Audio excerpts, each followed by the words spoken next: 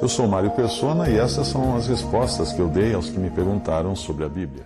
A sua pergunta veio num tom de desafio, depois de você ter lido ou assistido um vídeo no qual eu respondo a respeito da congregação da qual você é membro. Aí, quando eu quase que podia escutar você gritando na sua mensagem, mais ou menos assim: você conhece a congregação X? E no lugar do X, o nome da sua denominação. Como você perguntou nesse tom de desafio, talvez você nem queira uma resposta, mas estava apenas me desafiando no sentido de tentar mostrar que eu não posso falar de uma denominação que eu não conheço, que eu não frequento, que eu não visito. Como já não é a primeira vez que eu recebo essa mesma pergunta, no mesmo tom, e vinda de alguém da mesma congregação que você frequenta, eu acredito que a melhor resposta é deixar claro que a sua pergunta foi dirigida à pessoa errada. Não é para mim. Não era para mim que você tinha que perguntar isso, mas para outras pessoas com até mais autoridade do que eu para responder essa sua pergunta.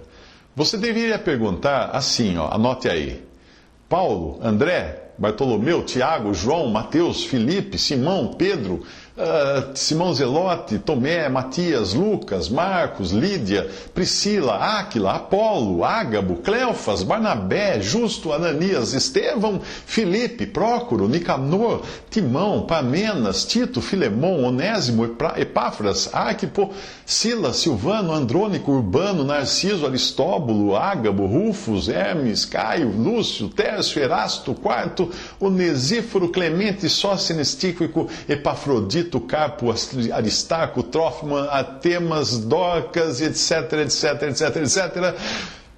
Vocês conhecem a congregação X? Já ouviram falar dela? Era esses que você tem que perguntar. E se eles que foram, sem dúvida, cristãos, e muitos deles companheiros pessoais de Jesus, nunca ouviram falar dessa tal congregação X, então você já sabe o que deve fazer, eu nem preciso dizer. E eu aproveito aqui para transcrever um texto de autor desconhecido que explica muito bem a loucura que é alguém criar alguma denominação religiosa ou se fazer membro de uma. O título do texto é o seguinte: que denominação é esta? E ele segue assim: esta é uma pergunta que, de um modo geral, se faz quando se dá um folheto ou quando convidamos a alguma reunião para o estudo da palavra de Deus. Sem dúvida, é uma pergunta sábia, especialmente nesses dias de tanta confusão. Mas o que teria acontecido se a mesma pergunta houvesse sido feita nos dias dos apóstolos? Suponhamos que você tivesse vivido naquela época e um dia se encontrasse com o apóstolo Pedro e lhe perguntassem: Pedro, que denominação é esta? Você pode imaginar a resposta? Pedro, sem dúvida, teria coçado a cabeça, completamente perplexo, porque não haviam denominações na sua época. O crente procurava seguir a ordem divina. Deus tem uma igreja neste mundo, mas não é uma organização da qual você possa, por si mesmo, se tornar membro.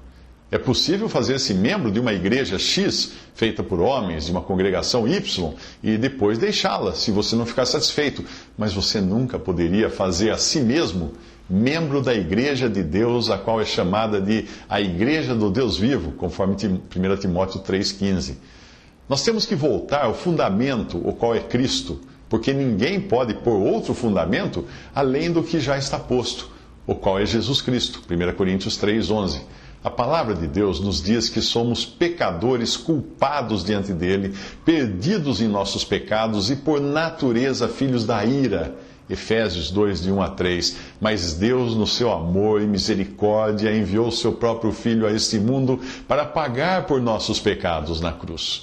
Primeiro, o Senhor Jesus veio ao seu próprio povo, povo terreno, Israel. Veio para o que era seu e os seus não o receberam. João 1,11. Então foi entregue para morrer na cruz pelos pecadores de todo o mundo. Triunfante, então, ele se levantou de entre os mortos, ascendeu à destra do Pai e enviou o Espírito Santo ao mundo no dia de Pentecostes. Com a sua ascensão, havia chegado o tempo no programa eterno de Deus de colocar de lado a nação de Israel e trazer uma coisa completamente nova. A sua igreja, ela é chamada de igreja, que é o seu corpo, em Efésios 1, 22 a 23. A sua igreja não é denominada, isto é, ela não tem nome dado pelos homens, nem é uma organização humana, porém, ela é composta de pessoas salvas, tanto judeus como gentios. Ela não tem lista de membros na terra, e ninguém pode fazer-se membro dela.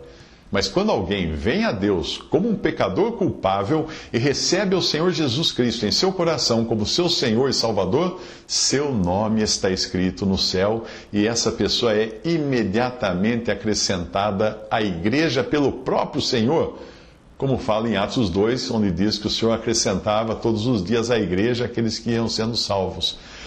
Essa pessoa passa a levar então o nome de seu Salvador e é feita uma nova criatura em Cristo, 2 Coríntios 5,17. Não necessita de outro nome e nem precisa fazer-se membro de algo inventado pelo homem. Durante o tempo primitivo da igreja, os crentes se reuniam simplesmente para estudar a palavra. Não tinham nomes, não tinham organizações denominacionais, nem tinham o mecanismo da atualidade. Mas as ideias mundanas penetraram mais e mais e a simplicidade devida a Cristo desapareceu. Como fala em 2 Coríntios 11, 3. O homem religioso sempre está acrescentando algo à ordem simples de Deus. Mas Deus não é o autor de nenhuma denominação. Algumas delas abraçam algumas verdades bíblicas muito sadias e têm muitos crentes nascidos de novo em suas organizações. Mas os crentes são assim divididos uns dos outros por seus diferentes nomes. Isso é um pecado contra Deus. Os crentes primitivos não se denominavam ou tinham nomes postos por eles. Eles eram conhecidos por outros simplesmente como discípulos, crentes, santos, cristãos ou qualquer outro nome que pudesse ser levado por todos os crentes. Nós não temos nenhuma base bíblica para levar um nome que não possa ser levado por todos os filhos de Deus nesse mundo. Fazer isso é querer dividir um só corpo de Cristo, no qual se fala 1 Coríntios 12, 12. O Filho de Deus deve ter um sadio e inteligente conhecimento da palavra de Deus. Não deve estar em julgo desigual, tendo comunhão com os inconversos, mas deve sair do meio deles, como nos diz 2 Coríntios 6, 14 a 18. Os crentes devem tratar de a qualquer custo se reunir para estudar a palavra, a fim de se edificarem uns aos outros na fé. Muitas vezes isto tem que ser feito em pequenas reuniões caseiras, porque a verdade não é aceita em lugares humanamente elevados. Saiamos, pois, a ele fora do arraial, levando o seu vitupério, nos diz Hebreus, capítulo 13, versículo 13. Visite respondi.com.br. Visite 3minutos.net.